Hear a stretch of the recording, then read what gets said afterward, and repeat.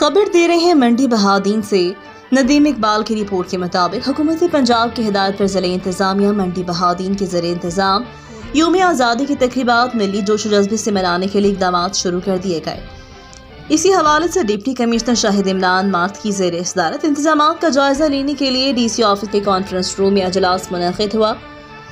Deputy commissioner Shahid Imran math का कहना था 14 अगस्त हमारी कौमी शनाख्त का दिन है।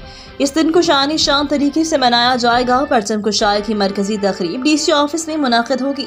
13 अगस्त की रात को आतिशबाजी, 14 अगस्त की शाम 8 बजे म्यूजिकल नाइट का इनेकाद किया जाएगा।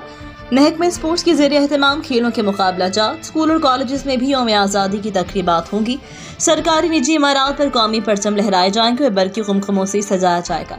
गलियों बाजारों को भी कौमी परचम और सब्ज हिलाली झंडियों से सजाया जाएगा। डिस्ट्रिक्ट हेडक्वार्टर और तहसील हेडक्वार्टर अस्पतालों में मरीजों में मिठाई तकसीम की जाएगी। डिप्टी कमिश्नर का कहना था कि यौम आज़ादी पर वन व्हीलिंग, बगैर लाइसेंस मोटरसाइकिल चलाने, हुल्लड़बाजी करने वालों के खिलाफ क्रैकडाउन किया जाएगा। पुलिस यौम आज़ादी पाकिस्तान की तकरीबात के हिफाजती इक़दाम करेगी।